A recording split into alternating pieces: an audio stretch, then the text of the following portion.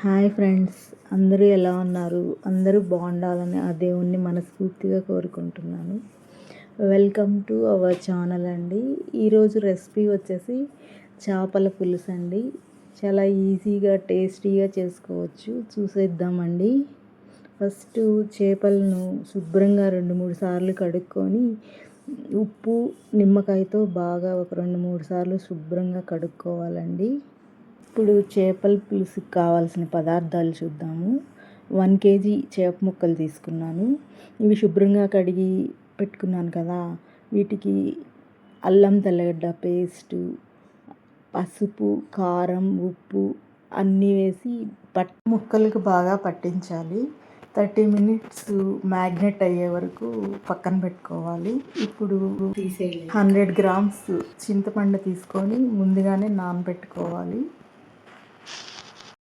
Stove మీద వెడల్పాటి గిన్నె పెట్టుకొని చేపల పులుసుకి మసాలా తయారు చేసుకుందాము. 2 స్పూన్స్ ధనియాలు, 1 స్పూన్ జీలకర్ర, పట్ట, లవంగము, 1 ఇలాచీ వేసుకొని మిక్సీలో మెత్తగా పౌడర్ చేసుకోవాలి. 2 స్పూన్స్ ఆయిల్ వేసుకొని 3 ఎర్రగడ్డలను సన్నగా కట్ చేసుకొని దోరగా ఏగనివ్వాలి.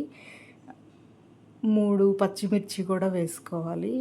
ఇవన్నీ బాగా వేగిన తర్వాత పసుపు, ఉప్పు, కారము అన్నీ వేసి పచ్చివాసన పోయే వరకు వేయించాలి. అల్లం తెల్లగడ్డ పేస్ట్ కూడా వేసుకోవాలి.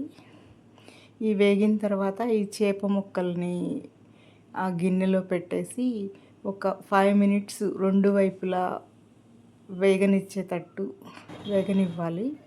తర్వాత మనం ముందుగా నానబెట్టుకున్న చింతపండు రసమును పోసేసి మూత పెట్టేసి ఒక 20 మినిట్స్ బాగా ఉడకనివ్వాలి. పులుసుని దించే ముందు కొత్తిమీర, మనం ముందుగా తయారు చేసుకున్న మసాలా పౌడర్ని వేయాలి. అలా చేసుకుంటే చాలా రుచికరంగా ఉంటుంది. మీరు కూడా ట్రై చేయండి ఫ్రెండ్స్.